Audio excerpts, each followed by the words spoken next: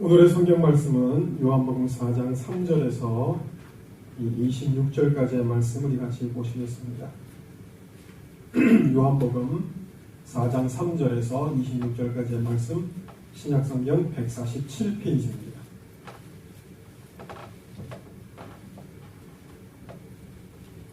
신약성경 147페이지에 요한복음 4장 3절에서 26절까지의 말씀 찾으신 줄 알고 제가 봉독해 올리겠습니다.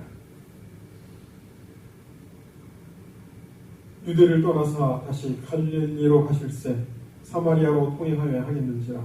사마리아에 있는 수가라 하는 동리에 이르시니 야곱이 그 아들 요셉에게 준 땅이 가깝고 거기 또 야곱의 우밀이 있더라. 예수께서 행로에 권하여 우물 곁에 그대로 앉으시니 내가 제6시쯤 되었더라. 사마리아 여자 하나가 물을 길러 왔으며 예수께서 물을 좀 달라 하시니 이는 제자들이 먹을 것을 사러 동리에 들어갔음이라. 사마리아 여자가 가로되 당신은 유대인으로서 어찌하여 사마리아 여자 나에게 물을 달라 하시나이까 하니 이는 유대인이 사마리아인과 상종치 아니함이러라. 예수께서 대답하여 가라사대 네가 만일 하나님의 선물과 또 내게 물 좀 달라 하는 이가 누구인 줄 알았다면 내가 그에게 구하였을 것이요 그가 생수를 내게 주었으리라. 여자가 가로되 주여 물 깃는 그릇도 없고 이 우물은 깊은데 어디서 이 생수를 얻겠삼나이까. 우리 조상 야곱이 이 우물을 우리에게 주었고 또 여기서 자기와 자기 아들들과 짐승이 다 먹었으니 당신이 야곱보다 더 크니까. 예수께서 대답하여 가라사대 이 물을 먹는 자마다 다시 목마르리니와 내가 주는 물을 먹는 자는 영원히 목마르지 아니하리니 나의 주는 물은 그 속에서 영생하도록 솟아나는 샘물이 되리라. 여자가 가로되 주여 이런 물을 내게 주사 목마르지도 않고 또 여기 물길로 오지도 않게 하옵소서. 가라사대 가서 네 남편을 불러오라. 여자가 대답하여 가로되 나는 남편이 없나이다. 예수께서 가라사대 네가 남편이 없다 하는 말이 옳도다. 내가 남편 5이 있었으나 지금 있는 자는 내 남편이 아니니 네 말이 참되도다. 여자가 가로되 주여 내가 보니 선지자로소이다. 우리 조상들은 이 산에서 예배하였는데 당신들의 말은 예배할 곳이 예루살렘에 있다 하더이다. 예수께서 가라사대 여자여 내 말을 믿으라. 이 산에서도 말고 예루살렘에서도 말고 너희가 아버지께 예배할 때가 이르리라. 너희는 알지 못하는 것을 예배하고 우리는 아는 것을 예배하노니 이는 구원이 유대인에게서 남이니라.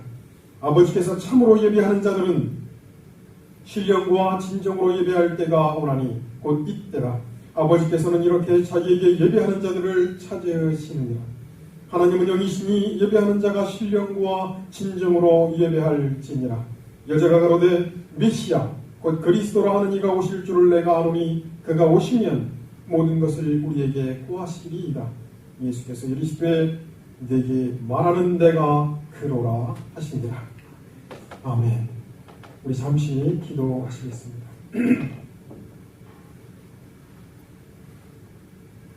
상한 갈대를 꺾지 아니하시고 꺼져가는 심지를 끄지 아니하시기를 심판하여 이길 때까지 하시겠다고 하셨던 그 말씀을 기억합니다. 거룩하신 아버지 하나님, 연약하고 부족한 저희들이지만 더욱더 하나님을 찾고 간구하며 하나님께 나아갈 수 있는 저희들이 될 수 있도록 인도하여 주시옵기를 소원하옵고 오늘 나누는 이 말씀을 통해서 하나님의 뜻이 무엇인가 분별하고 그 뜻대로 순종하며 살아가는 거룩한 자녀들이 될 수 있도록 인도하여 주시옵기를 소원하옵고 말씀을 전하는 이나 말씀을 듣는 이나 이 말씀 가운데 하나님의 은혜를 체험할 수 있는 시간이 될 수 있도록 인도하여 주시옵기를 소원하오며 살아계신 우리 주 예수 그리스도의 이름으로 기도드렸사옵나이다. 아멘. 요한복음 4장에 나오는 이 수가성의 여인의 말씀은 신앙생활을 오래 하신 분들은 수도 없이 들으셨던 말씀일 것입니다. 그러나 이 말씀을 가지고 오늘 하나님의 선물이라는 제목으로 같이 또 새롭게 말씀을 같이 나누고자 합니다. 예수님이 유대에서 제자들을 선택하시고 제자들과 함께 복음을 전하신 후에 갈릴리로 가기로 마음의 작정을 하시고 갈릴리로 향하는 길이었습니다. 그 갈릴리로 향하는 길에 사마리아라고 하는 지역을 거쳐서 가야 합니다. 근데 이 사마리아라고 하는 지역은 옛날 바벨론 포로 시절 때 수없이 이방 민족들의 침입을 받으면서 유대인들이 피가 섞인 사람들이 살면서 모여있던 장소였습니다. 그래서 유대인들은 이 지역에 있는 사람들하고 상종하려고 하지를 않았습니다. 하나님께서 허락하신 정통 유대인들, 하나님께서 허락하신 민족이 아니라는 사고 때문에 그들을 배척을 했던 지역이었습니다. 예수님이 그 지역을 지나가시는 과정에 수가성이 한 어떤 우물가에 도착을 하셨는데 그때가 정오 12시쯤 되었습니다. 이 성경에는 제6시쯤 되었다라고 그랬는데 그 6시가 유태인 시간으로 의하면 지금 현재 6시를 유태인 시간으로는 6시인데 지금 현재 우리 시간으로는 12시쯤 되는 시간이었습니다. 제자들은 그 12시쯤 되는 시간에 12시가 되면 배가 고프잖아요. 그래서 제자들이 먹을 것을 구하러 갔습니다. 저는 요거 이렇게 읽으면서 이런 생각도 가끔 했었어요. 잠깐 했었어요. 예수님은 오병이어의 기적을 베푸시는 분인데 왜 제자들로 하여금 먹을 것을 구하러 가게 하셨는가? 그 자리에서 떡이 있으면 떡을 떼서 다시 주시면 되지 않았는가? 왜 그러셨을까요? 하나님께서는 능력을 베푸실 때 베푸시고 베푸지 않으실 때는 안 하시는 거죠. 무조건 모든 거 먹을 시간이 될 때마다 다 떡을 떼가지고 사지도 않고 그냥 하시는 분이 아니죠. 능력을 베푸실 때 베푸시고 능력을 베푸지 않으실 때 안 하시는 거죠. 어쨌든 제자들은 먹을 거를 구하러 보냈고 예수님 혼자 그 우물가에 나온 여인하고 이야기하는 내용입니다. 그런데 이 사마리아 여자에게 예수님께서 물을 한 잔 달라고 하십니다. 물을 달라고 하니까 이 사마리아 여자가 원래 유대인들은 사마리아 여인들하고 상종하지 않는데 당신은 어떻게 내게 물을 달라 하십니까? 그러니까 예수님께서 하셨던 말씀이 이 굉장히 중요한 말씀입니다. 예수님께서 이렇게 말씀하셨습니다. 대답하여 가라사대 네가 만일 하나님의 선물과 또 내게 물 좀 달라 하는 이가 누군지를 알았더라면 네가 그에게 구하였을 것이요 그가 생수를 내게 주었습니다. 여자가 여기는 물 기를 것도 없고 당신에게는 물 기는 그릇도 없는데 당신이 내게 물을 준다고 하십니까? 이 야곱의 우물은 대대로 물려져 내려오던 야곱의 우물이었는데 당신이 내게 물을 주겠다고 하는 그 물은 당신이 야곱보다 큰 사람이라는 것입니까? 예수님께서 말씀하여 가라사대 이 물을 먹는 자마다 다시 목마르려니와 내가 주는 물을 먹는 자는 목마르지 아니하리니 나의 주는 물은 그 속에서 영생하도록 솟아나는 샘물이 되리라. 이렇게 말씀하셨습니다. 그러니까 여자가 그러면 그 물을 내게 주십시오. 내가 그래서 다시 물 길러오고 싶지 않습니다.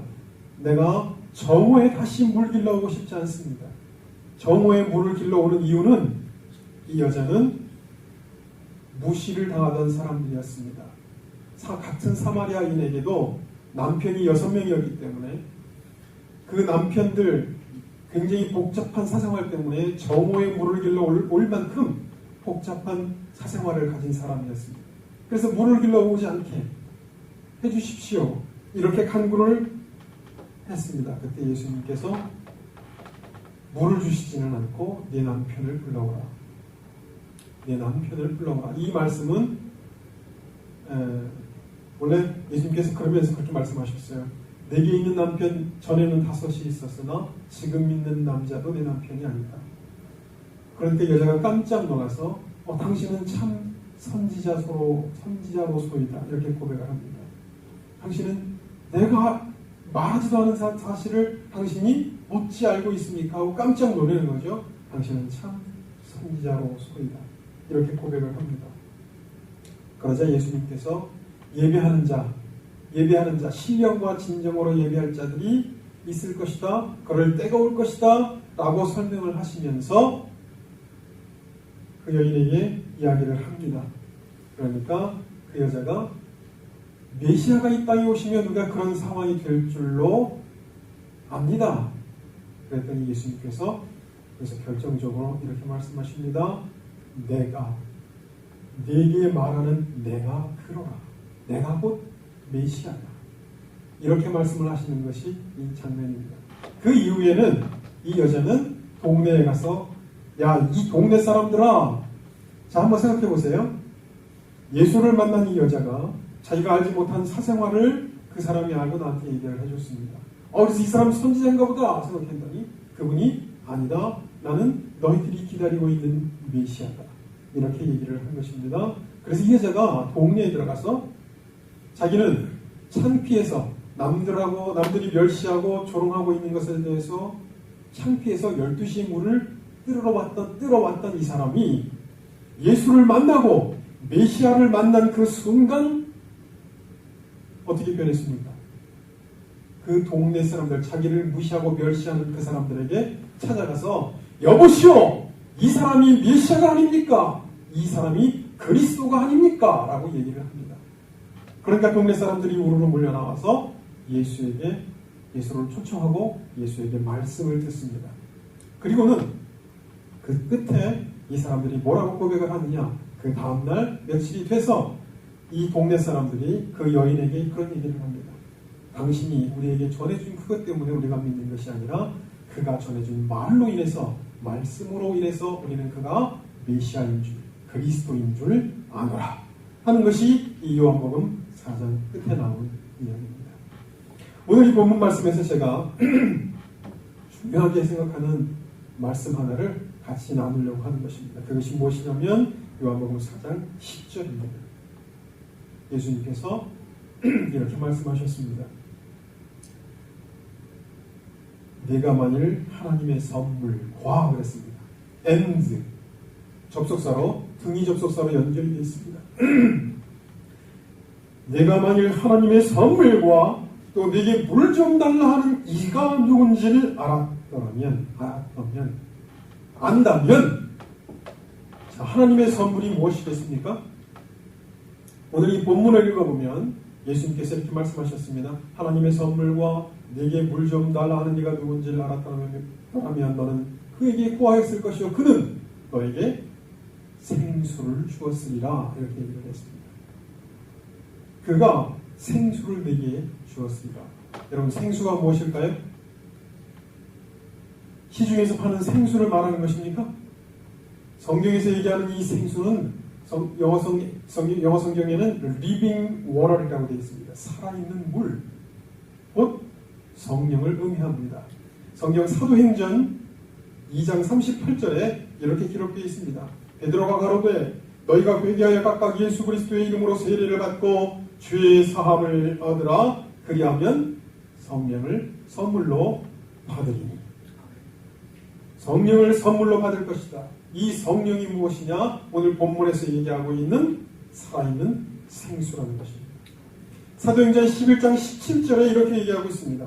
하나님이 우리가 주 예수 그리스도를 믿을 때에 주신 것과 같은 선물을, 여러분이 사도행전 11장 17절은 베드로가 고넬료 집에 가가지고 설교를 합니다. 하나님의 지시를 받아서 옥상에 가서 기도를 하는데 하늘에서 환상이 보이죠. 그래서 짐승들이 보이니까 베드로가 내가 부정한 것을 내가 입에 대지 않았습니까? 지금까지 먹지 않았습니다. 근데 어찌하여 이 부정한 것을 내게 보이십니까? 어찌하여 먹으라 하십니까? 하늘에서 들리기를 내가 정결케 한 것을 내가 부정하다 말하지 말라. 그리고 내게 사람이 올 터인데 그를 따라가라. 고넬료 집안에서도 천사가 나타나서 가서 베드로를 청해라. 그래서 베드로가 오는 것입니다. 베드로가 와서 그들에게 말씀을 전할 때 그들에게 성령이 임하셔서 그들이 방언도 하고 하는 예언도 하는 그런 현상이 벌어지죠. 그리고 나서 유태인들한테 공박을 당합니다. 네가 어찌하여 이방인들에 가서 복음을 전하느냐. 그때 베드로가 한 이야기가 이 사도행전 11장 17절입니다. 우리가 주 예수 그리스도를 믿을 때에 주신 것과 같은 선물을 저희에게 주셨으니 내가 누구간데 하나님을 능히 맡겠느냐. 하나님이 능히 내가 누구한테 하나님이 주신 것을 능히 맡겠느냐? 그러면 하나님이 주신 선물, 예수 그리스도를 믿을 때에 받았던 선물, 그것이 무엇이냐? 곧 성령이라는 것입니다. 하나님의 선물, 이 하나님의 선물이 성령인데 기독교 내에서 이 성령에 대해서 굉장히 논쟁이 많이 있습니다. 아직도 끝나지 않은 논쟁, 지금도 계속 지속되고 있는 논쟁이 성령의 세례입니다. 그래서 성령 세례가 예수 믿고 난 이후에 부차적으로 임하는 것이냐, 아니면 세례 믿을 때에 임하는 것이냐 하고 논쟁이 많습니다. 그래서 그런 부분에 대해서 많은 학자들이 책을 썼는데, 존 스토트라고 하는 그 학자가 있어요. 영국 성공의 그 목사님이신데, 그분 같은 경우는 성령 세례는 성령 충만과 분리된다. 그 차원이 다른 이야기다. 성령 세례는 단회적이고 성령 충만은 반복적이다. 이렇게 얘기를 합니다. 그래서 현재 기독교에서는 거듭난 체험을 하는 사람들이 예수 그리스도를 믿는 믿음의 시작이 되었을 때 이미 하나님께서 성령을 주셨다라고 보고 있습니다. 그래서 에베소서 2장 8절에 이렇게 기록되어 있습니다. 너희가 그 은혜를 인하여 믿음으로 말미암아 구원을 얻었나니 이것이 너희에게서 난 것이 아니요 하나님의 선물이라. 믿음으로 말미암아 구원을 얻었다. 우리가 믿는 믿음을 가졌다. 예수 그리스도를 믿는 믿음을 갖는 그 순간 하나님께서 주시는 성령이 역사하여서 그 성령으로 말미암아 하나님을 알게 되는 것이라는 거죠. 그래서 사람이 태어나는 것이 육으로 태어나는 것이 혈과 육으로 태어나는 것이 아니고 영으로 태어나는 것이다. 그래서 니고데모에게 내가 네게 거듭나야 하겠다 하는 말을 기여기지 말라. 내가 네게 거듭나야 하겠다 하는 말을 기여기지 말라. 거듭나지 않으면 하나님의 나라를 볼 수 없고 물과 성령으로 나지 않으면 하나님 나라에 들어갈 수 없느니라. 그래서 거듭난 그것이 하나님의 곧 성령이 임한 은혜라는 것입니다. 하나님의 선물이라는 것입니다. 그래서 오늘 하나님의 선물을 얘기할 때 두 가지로 얘기를 하고 있다는 거죠. 믿음, 거듭난 사람이 예수 그리스도를 믿는 그 믿음의 시작이 되었을 때 하나님이 성령 세례가 임했다 보는 것과, 또 하나는 부차적으로 예수 그리스도를 믿은 연후에 특별한 은혜가 있을 때 하나님의 성령 세례를 받게 되는 그 순간, 그래서 방언도 하고 예언도 하고 하는 이런 신령한 은혜가 있을 때 하나님의 세례가, 성령 세례가 임하는 것이다. 이렇게 얘기를 하고 있습니다. 명확하게 우리가 무엇인지 구분하기가 어렵습니다. 그러나 어쨌든 오늘 성경 본문에서는 예수님께서 내가 만일 하나님의 선물이 무엇인 줄 알고 또 내게 물 좀 달라 하는 이가 누구인 줄 알았다면, 내게 물 좀 달라 하는 이가 누구일까요? 오늘 이 본문에서는 메시아라고 되어 있습니다. 그가 그리스도 아니겠느냐? 그리스도 아니냐? 라고 동네방네 떠들었던 그 이야기에서 얘기하는, 반증하고 있는 것이 그리스도가 아니냐? 그러나 한번 생각해 보십시오. 성령이 누구죠? 성령은 하나님이십니다.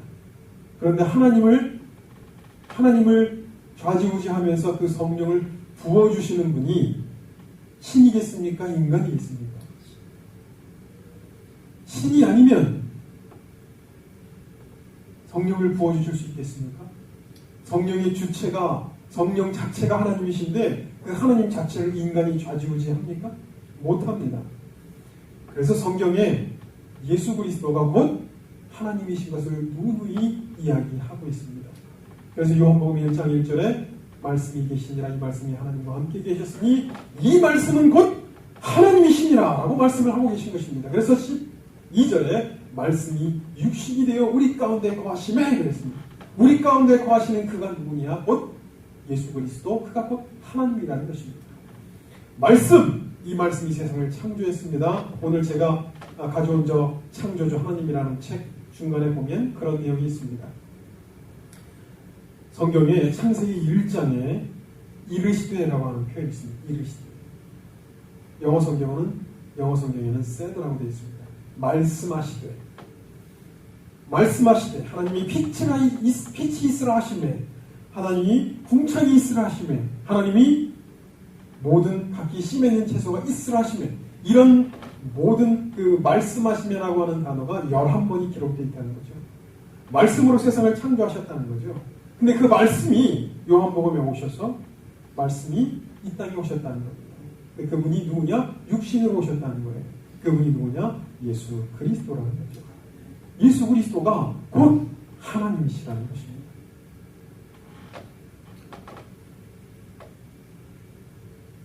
자, 여기를 보세요. 예수 그리스도는 역사적 사실입니다. 실존했던 인물입니다. 그 실존했던 인물이 나는 길이요 진리요 생명이니 나로 말미암지 않고는 아버지께로 올 자가 없다. 아버지 생명의 주체이신 하나님께로 갈 자가 없다. 내가 곧 길이요 진리요 생명이다. 어떤 인간이 감히 이런 이야기를 할 수 있겠는가. 그런데 역사적 사실 그가 B씨와 A를 구분하는 실존했던 인물이라는 것입니다. 근데 그분이 바로 곧 하나님이시라는 것입니다. 그분이 곧 하나님이라는 거예요. 오늘 성경 본문에서 내가 하나님이 주시는 선물이 무엇이고 하나님이란 내게 물 좀 달라 하는 그가 누군지를 알았더라면 네가 그에게 구하였을 것이요 그랬습니다. 여러분 어떻게 한다고요? 구하였을 것이요. 성령을 구해보신 적 있으십니까? 성령이 내게 임하도록 구해보신 적이 있으십니까? 그 성령이 무엇인데 우리가 구해야 합니까? 성경에 이르기를 그 성령은 내가 주는 물을 먹는 자는 영원히 목마르지 아니하리니 나의 주는 물은 그 속에서 영생하도록 솟아나는 샘물이 되리라. 영생하도록 솟아나는 샘물이 되리라. 여러분 이게 무엇입니까? 영생의 주체가 된다는 것입니다. 우리가 영생하도록 하나님과 함께 영원히 살도록 하나님께서 허락하시는 능력의 도구가 된다는 것입니다. 무엇을 구하며 사시는가? 오늘 내가 삶을 살아가면서 내 삶에 무엇을 구하며 살아가십니까? 더 공부를 잘했으면 좋겠다? 돈을 많이 벌었으면 좋겠다? 더 높은 직위에 올라갔으면 좋겠다? 이런 것이 내 삶의 목표가 아니라 성경에서 얘기하는 것처럼 하나님이 우리에게 주시는 능력의 주체를 구할 수 있어야 합니다. 그것이 오늘 현대를 살아가는 우리 크리스천들의 모습이어야 한다는 것입니다. 성령을 받으면 미친 듯이 막 방언하고 예언하고 하나님 말씀 따라서 땅끝까지 복음을 전하라고 해야 되고 이런 거라고 생각하시면 안 됩니다. 성령이 임하시면 그리스도의 증인이 되어서 살아간다는 것이지 내가 아프리카 오지에 가서 복음을 전한다거나 내가 가지고 있는 재산을 다 불쌍한 사람들한테 나눠주고 나는 그지로 살아가야 된다거나 이런 것이 아니라는 거죠. 우리가 착각할 수 있습니다. 성경에서 하나님께서 우리에게 성령을 주시고자 하시는 그 이유는 능동적인 하나님의 일을 행할 수 있는 주체로서 우리를 삼기 위해서 하나님께서 능력을 주시겠다는 것입니다. 여러분 이 지구를 지금 누가 다스리고 있는지 아십니까? 이 지구를 다스리는 궁극적으로는 하나님이시지만 성경에서는 이 지구를 다스리는 공중의 권세를 잡은 자가 마귀라고 얘기를 하고 있습니다. 이 마귀가 인간들을 어디로 끌고 갑니까? 지옥으로 끌고 가는 것입니다. 하나님과 분리시켜서 하나님과 함께 살지 못하게 하고 영원한 생명을 얻지 못하게 하고 지옥으로 생명이 없는 존재가 되어서 지옥으로 끌고 가는 것이 이 마귀의 역할입니다. 그런데 이 마귀를 우리가 이길 수 있을까요? 없습니다.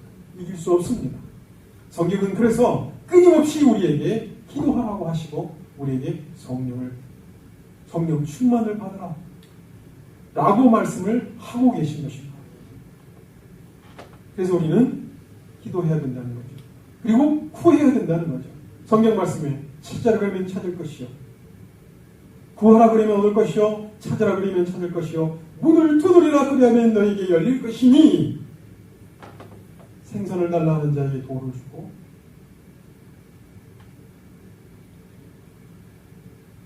떡을 달라 하는 자에게 돌을 주고 생선을 달라 하는 자에게 뱀을 줄 아비가 어디 있겠느냐. 하늘에 계신 너희 천부께서 구하는 자에게 성령을 주시지 않겠느냐 라고 얘기를 하고 있다는 것입니다. 하나님이 구하지 않는데 성령을 주실까요? 그런 경우도 있었습니다. 성경에. 본인은 구하지 않았지만 하나님께서 강력하게 역사하셔서 성령을 주신 케이스도 있습니다. 그러나 성경에서는 우리에게 뭐라고 말씀하고 계시냐? 구하라는 것입니다. 성령을 구하라. 너는 그에게, 그가 누굽니까? 하나님에게 구하였을 것이요. 무엇을? 성령을 구하였을 것이요. 그는 너에게 생수를 주었습니다. 성령이 우리 그리스도인에게 필요한 이유는 세상을 이길 힘이 필요한 것이고 마귀의 능력을 이길 힘이 필요하기 때문에 그렇습니다. 세상을 이길 힘, 우리 인간의 힘으로 이기지 못합니다. 마귀를 이길 힘, 우리 인간 능력 스스로 마귀를 이기지 못합니다. 그래서 하나님 앞에 구해야 한다는 것입니다. 존 물린디라고 하는 목사님이 올린